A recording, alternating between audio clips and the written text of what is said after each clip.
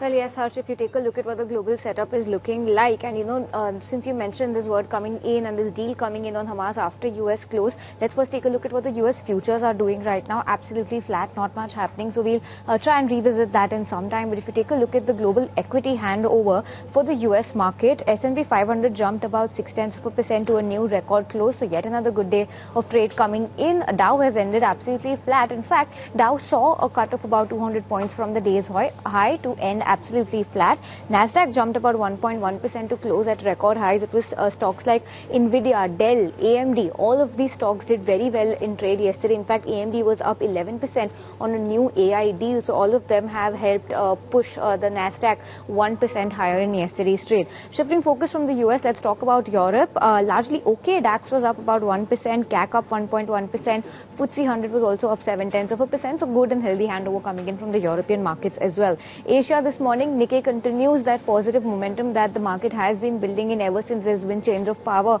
in Japan.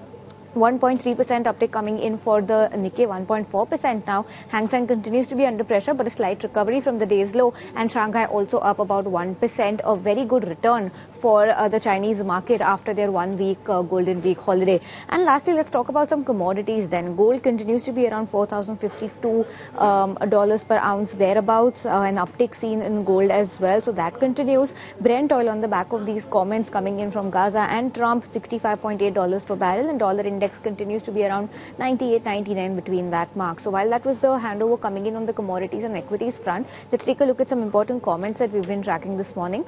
First of all, Bank of England has come out with its systemic risk survey that they do twice a year.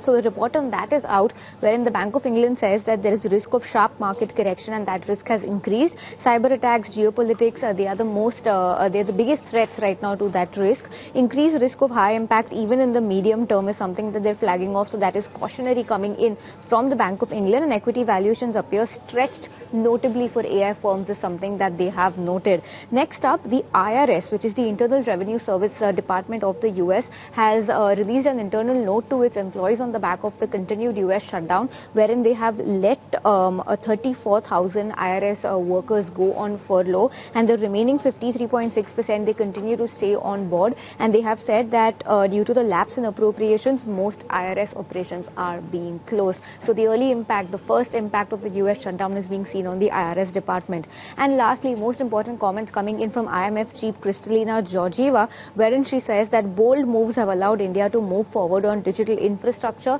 reducing payment costs. So a lot of comments coming in from her on India as well as the global economy.